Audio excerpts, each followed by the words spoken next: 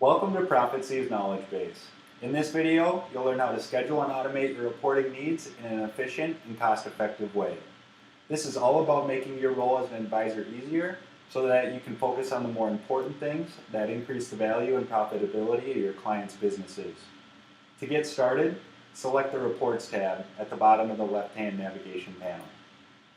Here is where you can also create custom report templates. Once you have chosen a report template that you want to automate, select the New Schedule button. Then a window will appear, and the first thing you will do is select a starting date for this report to be sent. Next, you will choose the time of day that your reports will be delivered. After that, likely depending on the type of the report you have created, you will select how often this report is to be delivered, whether that be weekly, monthly, or whatever makes most sense. Then you will enter the email address of who's going to be receiving this report. That can be one person or many. We don't have any restrictions on the number of people you can send reports to.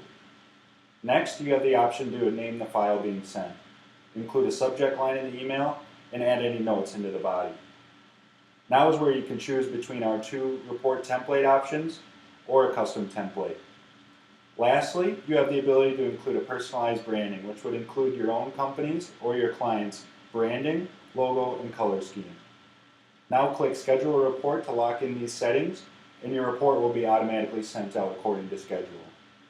You can view the schedule of all your active and non-active reports here, make changes, and delete any reports no longer being used.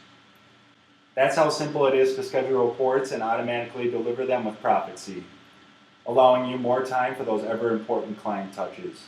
If you have any questions, please visit support.myprofitsee.com or reach out to us at support@myprofitsee.com. Thanks for watching.